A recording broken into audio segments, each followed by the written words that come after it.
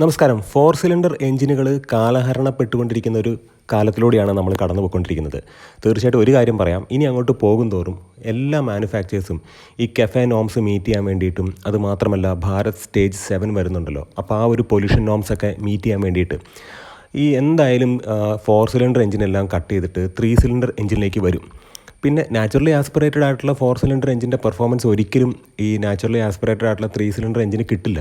അത് നല്ല വൈബ്രേഷൻ ഉണ്ടായിരിക്കും.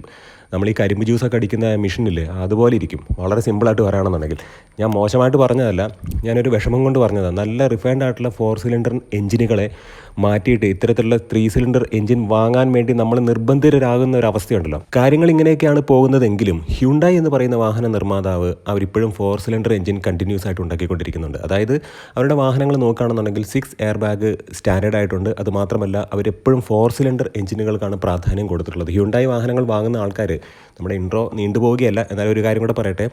ഹ്യുണ്ടായി വാഹനങ്ങൾ വാങ്ങുന്ന ആളുകൾ കൺസേൺ ചെയ്യുന്നൊരു കാര്യമെന്ന് പറയുന്നത് വണ്ടിയുടെ മൈലേജാണ്. ഡിസൈൻ കൊണ്ടോ പെർഫോമൻസ് കൊണ്ടോ സസ്പെൻഷൻ കൊണ്ടോ ഹാൻഡ്ലിംഗ് കൊണ്ടോ ഫീച്ചേഴ്സ് കൊണ്ടോ ആർക്കും ഒരു പരാതിയില്ല. ഇന്ന് നമ്മൾ ഡിസ്കസ് ചെയ്യാൻ പോകുന്നത് ഹ്യുണ്ടായിയുടെ വളരെ ഒരു മികച്ച വാഹനത്തെക്കുറിച്ചിട്ടാണ്.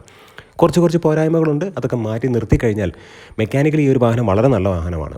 നമ്മൾ ഡിസ്കസ് ചെയ്യാൻ പോകുന്നത് ഹ്യുണ്ടായിയുടെ ഗ്രാൻഡ് i10 നിയോസിൻ്റെ ബേസ് മോഡലിനെ കുറിച്ചും, അതുമാത്രമല്ല ഇപ്പോൾ അവരൊരു CNG വേർഷൻ ഈ ഒരു വാഹനത്തിൽ ഇൻട്രൊഡ്യൂസ് ചെയ്തിട്ടുണ്ട്. CNG വേർഷൻ എന്ന് പറയുന്നത് ഡ്യുവൽ CNG സെറ്റപ്പോട് കൂടിയിട്ടുള്ള ഒരു വാഹനം. അപ്പോൾ തീർച്ചയായിട്ടും ഈ ഒരു കോണ്ടൻറ്റ് നിങ്ങൾക്ക് ഇഷ്ടപ്പെടും എന്ന് വിശ്വസിക്കുന്നു. എൻജിൻ ബേയുടെ മറ്റൊരു വ്ളോഗിലേക്ക് എൻ്റെ എല്ലാ ഫാമിലി മെമ്പേഴ്സിനും ഹാർദമായ സ്വാഗതം. നമ്മുടെ വ്ളോഗൊക്കെ ഇഷ്ടപ്പെടുന്നുണ്ടെങ്കിൽ നമ്മുടെ ചെറിയ ചാനലാണ്, ഒന്ന് സപ്പോർട്ട് ചെയ്യുക, സബ്സ്ക്രൈബ് ചെയ്യുക, മാക്സിമം ഒന്ന് ലൈക്ക് ചെയ്യുക. ചാനലിലേക്ക് ആദ്യം വരുന്ന കൂട്ടുകാർ ഒന്ന് സബ്സ്ക്രൈബ് ചെയ്യണം.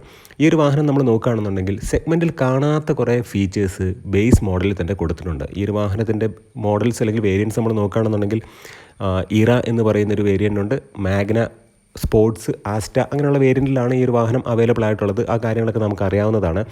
എടുത്തു പറയേണ്ട ഒരു കാര്യം എന്താണെന്ന് വെച്ച് കഴിഞ്ഞാൽ, ഈ ഒരു വാഹനത്തിൽ 4 സിലിണ്ടർ എഞ്ചിനാണ്. 1.2 നാച്ചുറലി ആസ്പിറേറ്റഡ് 4 സിലിണ്ടർ എഞ്ചിനാണ് ഈ ഒരു വാഹനത്തിലേക്ക് വരുന്നത്. ഇതിൻ്റെ ഒരു പെട്രോൾ വേർഷൻ്റെ ഒരു പവർ നമ്മൾ നോക്കുകയാണെന്നുണ്ടെങ്കിൽ 83 PS പവറും 114 Nm ടോർക്ക്. 5 സ്പീഡ് മാനുവൽ ട്രാൻസ്മിഷനിലുണ്ട്, AMD ട്രാൻസ്മിഷനിലും ഈ ഒരു വാഹനം അവൈലബിൾ ആണ്. ഈ ഒരു വാഹനത്തിൻ്റെ ടയർ പ്രൊഫൈലിലേക്ക് നോക്കുകയാണെന്നുണ്ടെങ്കിൽ ടോപ്പ് എൻഡിലൊക്കെ 15 ഇഞ്ചിൻ്റെ വീൽസാണ് കൊടുത്തിട്ടുള്ളത്. അത് അലോയ് വീൽസൊക്കെയാണ് കൊടുത്തിട്ടുള്ളത്. നമ്മൾ താഴത്തേക്ക് വരുമ്പോഴത്തേക്കും, അതായത് ലോവർ വേരിയൻറ്റിൽ 14 ആണ് കൊടുത്തിട്ടുള്ളത്. എപ്പോഴും നമ്മൾ സ്പെയർ വീൽ നോക്കുകയാണെന്നുണ്ടെങ്കിൽ 1 ഇഞ്ച് കുറവായിരിക്കും. അതാണ് ഏറ്റവും പ്രധാനപ്പെട്ട കാര്യം. അപ്പോൾ നമുക്ക് പോയിന്റിലേക്ക് വരാം. ഹ്യുണ്ടായി ഇപ്പോൾ ഒരു ഡ്യുവൽ സിലിണ്ടർ ടെക്നോളജി ഇൻട്രൊഡ്യൂസ് ചെയ്യുന്നുണ്ട്. ഈ ഡ്യുവൽ സിലിണ്ടർ ടെക്നോളജി എന്ന് പറയുന്നത് അതുകൊണ്ട് ഒരൊറ്റ ബെനിഫിറ്റേ ഉള്ളൂ, ബൂട്ട് സ്പേസ് പോകത്തില്ല എന്നുള്ളതാണ്. നമ്മൾ ടാറ്റയാണ് ഈ ഒരു ടെക്നോളജി കൊണ്ടുവന്നത്. അവരുടെ ഒരു നല്ല ഉദാരമായിട്ടുള്ള വിശാല മനസ്സുകൊണ്ട് അവരത് പേറ്റൻറ്റ് ചെയ്തില്ല. അതിനുശേഷം എക്സ്റ്ററിൽ ഈ ഒരു ടെക്നോളജി ഹ്യുണ്ടായി കൊണ്ടുവന്നു. ഡ്യുവൽ സിലിണ്ടർ ടെക്നോളജി തന്നെയാണ്. ഹ്യുണ്ടായിക്ക് നിലവിൽ സിംഗിൾ സിലിണ്ടർ CNG വാഹനങ്ങളുണ്ട്. ഇവിടെ ഡ്യുവൽ സിലിണ്ടർ ആയിട്ടുള്ള CNG കൊണ്ടുവന്നിട്ടുണ്ട്. അപ്പോൾ പെട്രോൾ വേർഷൻ നമ്മൾ 2 വേരിയൻറ്റിലാണ് ഗ്രാൻഡ് i10 നിയോസിൽ ഈ ഒരു ടെക്നോളജി വന്നിട്ടുള്ളത്. അതായത് ഡ്യുവൽ സിലിണ്ടർ ടെക്നോളജിയിലുള്ള CNG വാഹനത്തെക്കുറിച്ചിട്ടാണ് പറയുന്നത്. അത് മാഗ്നയും സ്പോർട്സുമാണ്. ഈ 2 വേരിയൻറ്റിൽ മാത്രമാണ് ഈ ഡ്യുവൽ സിലിണ്ടർ ടെക്നോളജിയിൽ CNG കൊണ്ടുവന്നിട്ടുള്ളത്, അല്ലെങ്കിൽ CNG വേരിയൻറ്റ് കൊണ്ടുവന്നിട്ടുള്ളത്. ഇതിൻ്റെ പ്രൈസ് നമ്മൾ നോക്കുകയാണെന്നുണ്ടെങ്കിൽ 7,75,000 രൂപ മുതൽ 8,30,000 രൂപ വരെയാണ്. സാധാരണ നമ്മളിന്ന് കമ്പയർ ചെയ്യുകയാണെന്നുണ്ടെങ്കിൽ നിലവിലുള്ള സിംഗിൾ സിലിണ്ടർ CNG വേരിയൻറ്റുമായിട്ട് കമ്പയർ ചെയ്യുമ്പോഴത്തേക്കും ഒരു 7,000 രൂപയുടെ വർധനവുണ്ട്. എന്നാൽ പെട്രോളുമായിട്ട് കമ്പയർ ചെയ്യുമ്പോഴത്തേക്കും ഓൾമോസ്റ്റ് 1,00,000 രൂപയുടെ വർധനവ്, അതായത് 97,000 രൂപയുടെ വർധനവ് തീർച്ചയായിട്ടും ഉണ്ട്. നമ്മൾ ഈ വാഹനത്തിൻ്റെ ബേസ് മോഡൽ നമ്മൾ നോക്കുകയാണെന്നുണ്ടെങ്കിൽ, ഈ പെട്രോൾ വേരിയൻറ്റിനെ കുറിച്ചാണ് ഞാൻ പറയുന്നത്. ശരിക്കും പറഞ്ഞു കഴിഞ്ഞാൽ ഇതൊരു വാല്യൂ ഫോർ മണി സെഗ്മെൻറ്റിലാണോ എന്ന് ചോദിച്ചാൽ ആണ് എന്ന് ഒരു തരത്തിൽ എനിക്ക് പറയാൻ കഴിയും. കാരണം എന്താ വെച്ച് കഴിഞ്ഞാൽ ഓരോരുത്തരുടെ അഭിരുചി വേറെ ആണല്ലോ. എന്നെ സംബന്ധിച്ചിടത്തോളം നമ്മൾ കഴിഞ്ഞ ദിവസം ചെയ്തൊരു വീഡിയോ ഉണ്ട്, നിസാൻ മാഗ്നൈറ്റിൻ്റെ ബേസ് മോഡൽ. അതാണ് ഈ ഒരു സെഗ്മെൻറ്റിൽ തന്നെ ഏറ്റവും കിടിലൻ എന്ന് പറയാവുന്നൊരു ബേസ് മോഡൽ. പക്ഷേ അതിനകത്തിരിക്കുന്ന എൻജിൻ, ആ ഒരു കാര്യത്തേക്ക് ചിന്തിക്കുമ്പോഴാണ് അയ്യോ അത് വേണ്ട എന്ന് നമുക്ക് തോന്നുന്നത്. 3 സിലിണ്ടർ എഞ്ചിനാണ്. ഇത്രയും അണ്ടർ പവർ ആയിട്ടുള്ളൊരു എഞ്ചിൻ കൊടുത്ത് നല്ലൊരു വാഹനത്തെ ഇല്ലാതാക്കി.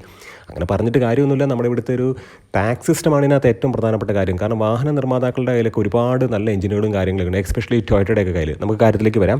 ഇവിടെ നമ്മൾ നോക്കുകയാണെന്നുണ്ടെങ്കിൽ ഈ ബേസ് വേരിയൻറ്റിൻ്റെ ഫ്രണ്ടിൽ നമ്മൾ നോക്കുകയാണെന്നുണ്ടെങ്കിൽ ഫുള്ളി ആയിട്ടുള്ളൊരു ഗ്ലോസി ബ്ലാക്ക് ഫിനിഷ് ഒന്നുമില്ല, എന്നാൽ ഒരു മാറ്റ് ബ്ലാക്ക് ഫിനിഷ് ഒന്നും പറയാൻ കഴിയില്ല. എന്നാൽ അട്രാക്റ്റീവ് ആയിട്ടുള്ള ഒരു കാർബൺ ടെക്സ്ചർ ഫിനിഷിലുള്ള ഒരു ഗ്രില്ല് കാര്യങ്ങളൊക്കെയാണ് വന്നിട്ടുള്ളത്. ഹ്യുണ്ടായിൽ കണ്ടുവരുന്ന ഒരു പ്രതിഭാസമാണ് അവർ ഫോഗ് ലാമ്പ് എല്ലാം എടുത്തു കളഞ്ഞു എന്നുള്ളതാണ്. അതിപ്പോൾ നിങ്ങൾ ടോപ്പ് എൻഡ് മേടിച്ചാലും ഫോഗ് ലാമ്പ് ഇല്ല. പക്ഷേ അവരോട് ചോദിച്ചു കഴിഞ്ഞാൽ പറയും ഫോഗ് ലാമ്പ് ലാമ്പിൻ്റെ പോലും ആവശ്യം നമുക്കില്ല, അത്രയും പവർഫുൾ ആയിട്ടുള്ള ഒരു ലൈറ്റാണ് ഞങ്ങളുടെ എന്നുള്ളത്.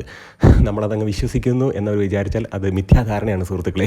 അപ്പോൾ നമ്മൾ മറ്റൊരു കാര്യം എന്ന് വെച്ചാൽ, നമ്മൾ ഈ ഒരു വാഹന നിർമ്മാണ കമ്പനിയെ മോശമാക്കി പറയുന്നതല്ല, ഇത്രയും കോസ്റ്റ് കട്ടിംഗ് ഒന്നും ചെയ്യേണ്ട കാര്യമൊന്നുമില്ല. പക്ഷേ ഒരുപാട് നല്ല കാര്യങ്ങൾ അവർ ഈ ഒരു വാഹനത്തിൽ ചെയ്തിട്ടുണ്ട്. ഗ്രാൻഡ് ഐറ്റൻ നിയോസിൻ്റെ ബേസ് മോഡൽ നിങ്ങൾ നോക്കുകയാണെന്നുണ്ടെങ്കിൽ നിങ്ങൾക്ക് ഫ്ലിപ്പ് കീ ലഭിക്കുന്നതായിരിക്കും. ഈ ഒരു സെഗ്മെൻറ്റിൽ തന്നെ ബേസ് മോഡലിൽ ഇത്തരത്തിലൊരു ഫ്ലിപ്പ് കീ കിട്ടുന്നത് വളരെ അപൂർവമായിട്ടാണ്. പക്ഷേ ഒരു കാര്യം എടുത്തു പറയട്ടെ, ഒരു കീ നോർമൽ കീ ആണ്, ഒരു കീ മാത്രമാണ് ഫ്ലിപ്പ് കീ എന്ന് പറയുന്നത്.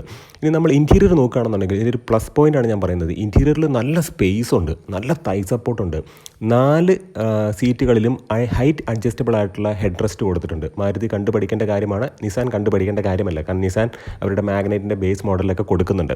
നല്ല വൈഡ് ആയിട്ടുള്ള സീറ്റാണ്, അതാണ് ഏറ്റവും പ്രധാനപ്പെട്ട കാര്യം. ഏറ്റവും പ്രധാനപ്പെട്ട മറ്റൊരു കാര്യം, ഫ്രണ്ടിൽ ഡ്രൈവർ സൈഡിൽ ഹൈറ്റ് അഡ്ജസ്റ്റബിൾ സീറ്റുണ്ട്. അപ്പോൾ ഈ ഹൈറ്റ് അഡ്ജസ്റ്റ്മെൻറ്റ് കൊടുക്കുക എന്ന് പറയുന്നത് വലിയ ചിലവുള്ള കാര്യമല്ല എന്നിപ്പോൾ മനസ്സിലായല്ലോ. മാരുതി അവിടെയും പിശുക്ക് കാണിക്കുന്നുണ്ട് എന്ന് കരുതി ഞാൻ മാരുതിനെ ഹേറ്റ് ചെയ്യുന്നില്ല. നിങ്ങൾക്കും അത് ചെയ്യാവുന്നതാണ്. നിങ്ങൾ എന്താണ് ചെയ്യാത്തത് എന്നാണ് ചോദിക്കുന്നത്. തീർച്ചയായിട്ടും മറ്റൊരു കാര്യം എന്ന് പറയുന്നത്, ഈ ഒരു വാഹനത്തിലേക്ക് നോക്കുകയാണെന്നുണ്ടെങ്കിൽ ഡ്യുവൽ ടോണിലുള്ള ഡാഷ്ബോർഡ് കാര്യങ്ങളൊക്കെയാണ് ഉള്ളത്.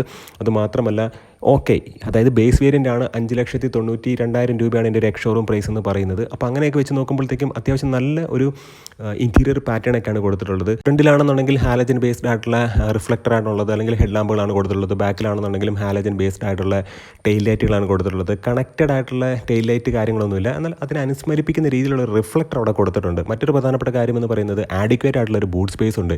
260 അടുത്താണ് ഇതിൻ്റെ ഒരു ബൂട്ട് സ്പേസ്, അല്ലെങ്കിൽ 60 ലിറ്ററിനോട് അടുത്താണ് ഇതിൻ്റെ ഒരു ബൂട്ട് സ്പേസ് എന്ന് പറയുന്നത്. 165 മില്ലിമീറ്ററാണ് ഈ ഒരു വാഹനത്തിൻ്റെ ഗ്രൗണ്ട് ക്ലിയറൻസ്. അവിടെയാണ് ഒരു നെഗറ്റീവ് മാർക്ക്. അതായത് ഗ്രൗണ്ട് ക്ലിയറൻസ് ഇല്ല എന്നുണ്ടെങ്കിൽ വളരെ ബുദ്ധിമുട്ടാണ്. കാരണം എന്ന് വെച്ച് കഴിഞ്ഞാൽ ഈ ഒരു സെഗ്മെൻറ്റ് അല്ലെങ്കിൽ ഈ ഒരു ഷേപ്പിലുള്ളൊരു വാഹനത്തിന് ഇതേ ഗ്രൗണ്ട് ക്ലിയറൻസ് ഉള്ളൂ. ഇപ്പോൾ ആൾട്രോസിൻ്റെ കേസ് നോക്കിയാലും ഹോണ്ട സിറ്റിയുടെ കേസിലാണെന്നുണ്ടെങ്കിലും എല്ലാവരും പരാതിപ്പെടുന്നത് ഈ ഗ്രൗണ്ട് ക്ലിയറൻസ് ആണ്. ഇന്ത്യയിൽ ഗ്രൗണ്ട് ക്ലിയറൻസ് ഇല്ല എന്നുണ്ടെങ്കിൽ നിങ്ങൾക്കത് പ്രായോഗികമായിട്ട് ഒരുപാട് ബുദ്ധിമുട്ടുണ്ടാകും. കാരണം നമ്മുടെ ഇന്ന് ഒരുപാട് ടാക്സ് മേടിച്ചിട്ട് നമുക്ക് അടിപൊളി റോഡാണ് ഇവിടെ ഉണ്ടാക്കി തന്നിട്ടുള്ളത്. അതിപ്പോൾ എവിടെ നോക്കിയാലും അങ്ങനെ തന്നെയാണ്. നമ്മൾ കുറ്റപ്പെടുന്ന കാര്യമൊന്നുമില്ല. മനുഷ്യനെ അധ്വാനിച്ചുണ്ടാക്കുന്ന പണം വാങ്ങിച്ചിട്ട് മനുഷ്യന് ഇതൊക്കെ തരത്തുള്ളൂ, നിങ്ങളിത് വെച്ച് അങ്ങോട്ട് അഡ്ജസ്റ്റ് ചെയ്ത് എന്ന് പറഞ്ഞു കഴിഞ്ഞാൽ ആരോട് ചോദിക്കാൻ, എവിടെ പറയാമെന്നുള്ളൊരു രീതിക്കാണ് ഇപ്പോൾ കാര്യങ്ങൾ പോകുന്നത്. ഇഷ്ടം പോലെ പൈസ കൊടുത്ത് ഇഷ്ടം പോലെ റോഡ് ടാക്സ് അടച്ച് വെളിയിലോട്ട് ഇറങ്ങുമ്പോഴത്തേക്കും ഈ കുഴിയിലേക്കാണ് വണ്ടി കൊണ്ടുവരുന്നത്. നമുക്ക് കാര്യത്തിലേക്ക് വരാം. അപ്പോൾ നമ്മളിവിടെ നോക്കുന്ന പ്രധാനപ്പെട്ട കാര്യം എന്ന് പറയുന്നത്, സസ്പെൻഷൻ വളരെ മികച്ചതാണ്. അതുമാത്രമല്ല ഇൻറ്റീരിയർ കംഫർട്ട് മികച്ചതാണ്, സീറ്റ് നല്ലതാണ്, ഹൈറ്റ് അഡ്ജസ്റ്റബിൾ ആയിട്ടുള്ള ഫ്രണ്ട് ഡ്രൈവർ സൈഡ് സീറ്റുണ്ട്. അതുമാത്രമല്ല 4 പവർ വിൻഡോസ് ഇല്ല, 2 പവർ വിൻഡോസ് മാത്രമേ ഉള്ളൂ. 4 പവർ വിൻഡോ കൊടുക്കുന്ന ഒരു ബേസ് മോഡൽ എന്ന് പറയുന്നത് നിസാൻ മാഗ്നൈറ്റിൻ്റെ ബേസ് മോഡൽ മാത്രമാണ്. നമ്മൾ പറഞ്ഞ കാര്യമാണ്. ഇപ്പോൾ കൈഗർ ആണെന്നുണ്ടെങ്കിലും 2 പവർ വിൻഡോ മാത്രമാണ് കൊടുക്കുന്നത്. മറ്റൊരു പ്രധാനപ്പെട്ട കാര്യം എന്ന് പറയുന്നത്, ബാക്കിൽ ഓൾമോസ്റ്റ് ഫ്ലാറ്റ് ആയിട്ടുള്ള ഒരു ഫ്ലോർ കാര്യങ്ങളൊക്കെയാണ്.